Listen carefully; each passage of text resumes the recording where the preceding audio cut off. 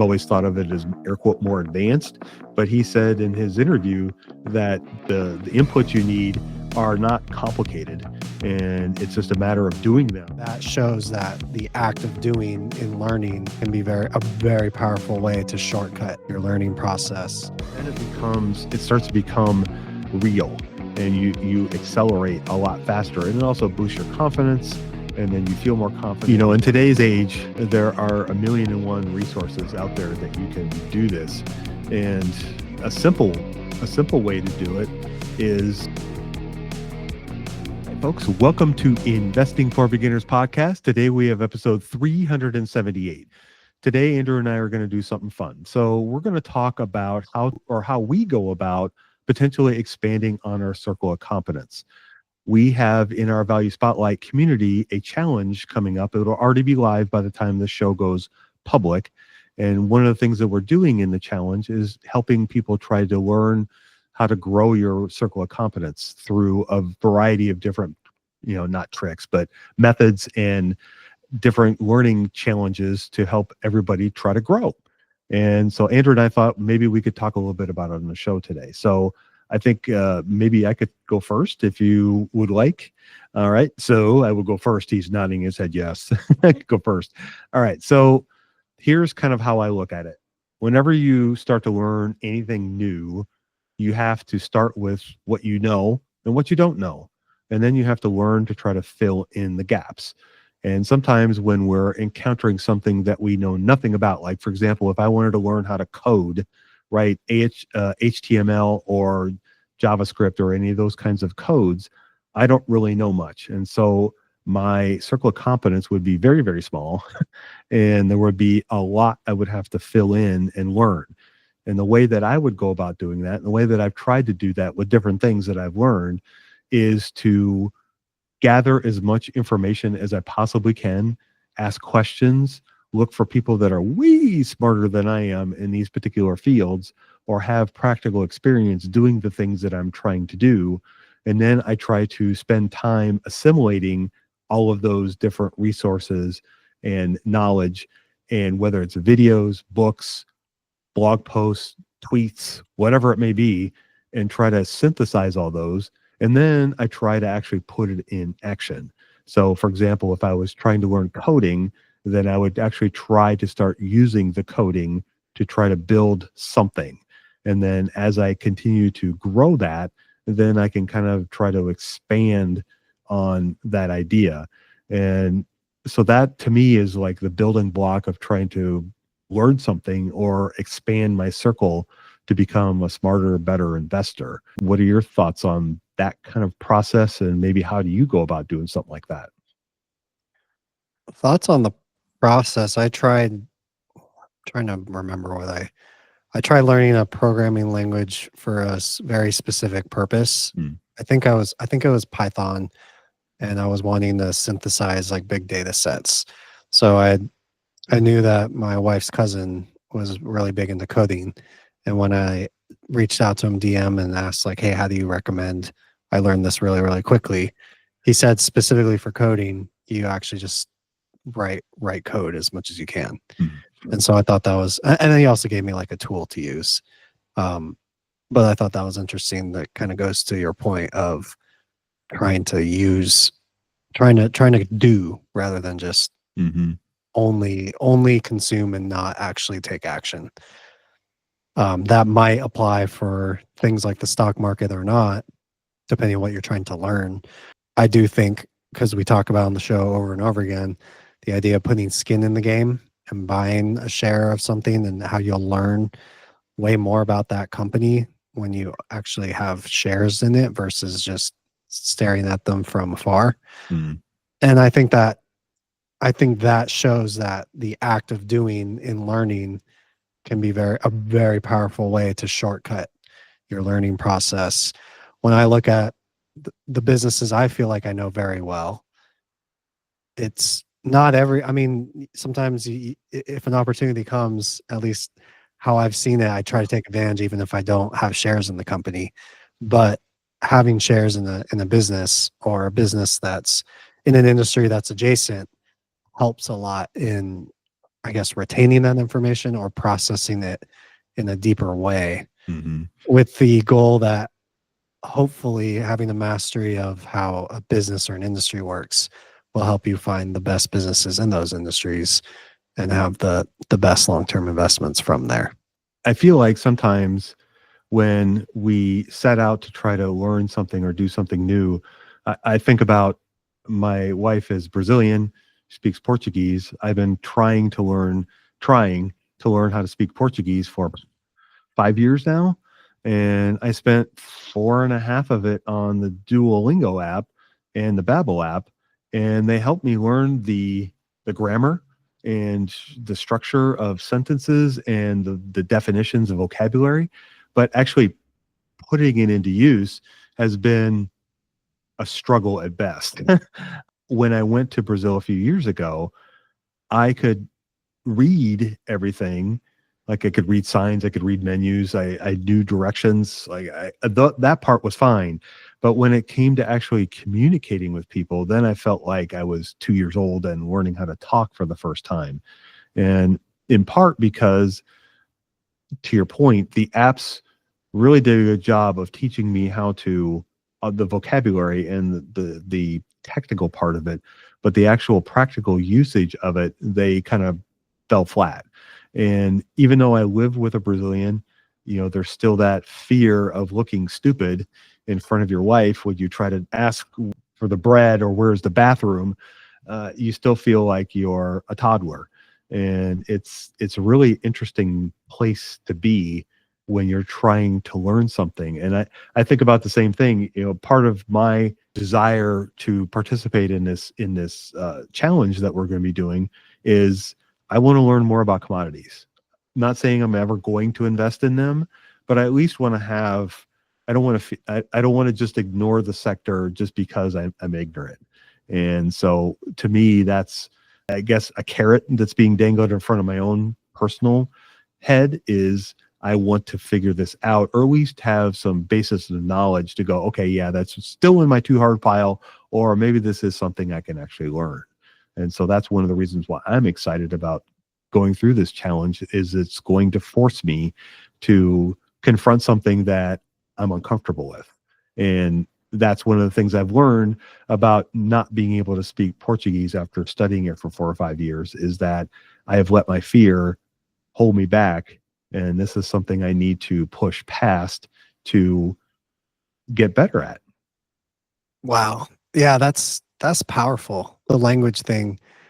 They say accounting is the language of business. Mm.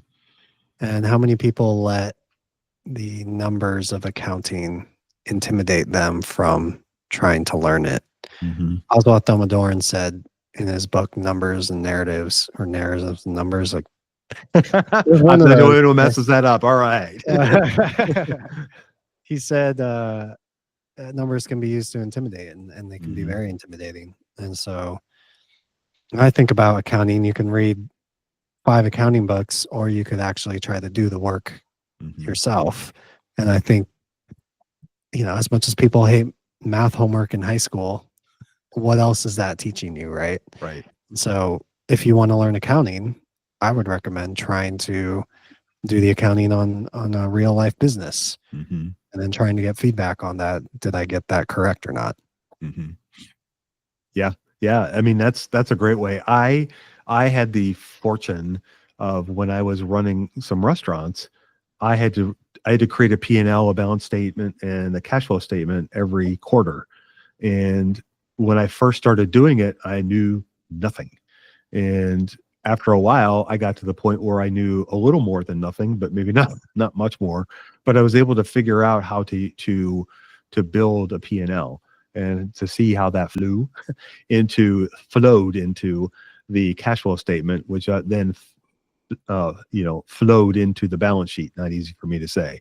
And it helped make the connections with everything. But to your point, it was something I didn't know. I had to learn it for my job, and I figured it out. And that knowledge helps me, even though I'm nowhere near an accountant and I would never claim to be. It certainly helps me understand when I started getting into finance and reading financial statements, it gave me a leg up because now I sort of already understand this. I may not know all the definitions and understand it, but I do understand the relationships between where this goes and where that goes and how this impacts that and those kinds of things on a much smaller scale than Microsoft, but it's still knowledge that can help you learn something else and something you can put to use. And yeah, I agree. A lot of people are scared away from investing because numbers intimidate them. They're afraid of it. And it's just because they haven't embraced it and haven't stepped into that world and figured out the language of accounting and how it all works. So if you don't run P&Ls and cash flow statements for a restaurant in your career, how do you recommend somebody go about doing something similar so they Yeah. can? That's a great question. You know, in today's age, there are 1,000,001 resources out there that you can do this. And a simple way to do it is either create one for yourself in your own personal life. You could create a P&L, a cash flow statement, and a balance sheet in your own personal finances. That's one way to do it. And there are resources out there now that you can basically download sample forms and just start filling stuff in. The other way I would probably recommend doing it is reading books. There are a lot of great books and resources out there that can help teach you finance and accounting and what the terminologies mean and how to read an income statement, for example. And then I think the final thing is actually just to put it to use and sit down with it. When you sit down with a 10K, we'll pick on Google for a second. Sit down with Google's 10K, go to the income statement, and just start working through it. And if you don't understand a term, look it up. And there's a limited amount of information you need to know to be able to understand it. And some of the terms may be a little confusing, but if you continue doing stuff like that, excuse me, then you'll be able to gradually, you'll start to understand this is what an income statement is. This is what it's telling me and how to start to read one. And that's how I did it, was I just started sitting down, figuring this stuff out. How did you check yourself to see if you were right or not? Well, on the business side, my boss would tell me when I was wrong. So they would go over the information and give me feedback on, this is not right. Go back and check this. I don't think this is correct. And then I had historicals to look at. And so then I could kind of compare and like see, hey, just for example, our gross margin is, running at 74% and it normally is running at 32%. Well, okay, there's something probably wrong here. So those kinds of things. And then I think if you're trying to analyze income statements for Google, for example, I would read their analysts' takes on what they're seeing from the companies. And that can be a good insight into whether you are interpreting this in a proper manner or maybe you're drinking the Kool-Aid a little bit too much. What are your thoughts on that? Like, how would you suggest somebody do something like that? I don't know. We should make something, right? So to help people with this, I wonder if I feel like I get that feedback a lot that, I can't understand the DCF or it's just really hard. And to be frank, I mean, nothing comes to mind that's like, this would be a good way to learn it. Other than like kind of what you're saying, there's endless resources to kind of help you piece it together. And then you really have to have the determination to figure it out yourself. But there isn't really that easy cookie cutter interactive kind of thing. Cause I don't know. I mean, I'm far from a learning expert. Thanks for nodding really deeply on that. Well, I would say both of us are. So I think as everybody knows, my memory can sometimes blur some of the details. So it was either deep learning or ultra learning was one of the book names. He talked about getting like really fast feedback on whatever you're trying to do. Riding a bike, learning how to ride a bike is great because you get that instant feedback when you Oh, I fall. didn't balance correctly. When you hurt. fall. Yeah. With accounting and numbers and stuff, there's not always that, but there should be, right? If people Right. are really serious about it. So, reach out to me or Dave if you feel like that's a huge need for yourself, and we can see what we can do to try to be that for people. Mm-hmm. Yeah, yeah. I think that's that's a great idea, and I think the hard to me the hard part about it is it's a combination of you don't know what you're looking for, and you don't know what you don't know, and so then it feels overwhelming because you're not sure where to start. And I think once what for me anyway, I know that once I figure out where I need to start, then it's a lot easier for me to go down the path. And I think about to go back to language quickly is when you start learning a new language, whether it's Portuguese or whether it's French or whatever it may be, it's easy because you don't know anything. And so it's easy to start at the beginning and start learning how to say hello and hi and goodbye and, the kind of the basics. And then it just kind of, those are the building blocks to build from there. And especially with, an app like a Duolingo or a Babbel or any of the other ones that are out there, they do a really, really good job of building on what you already know.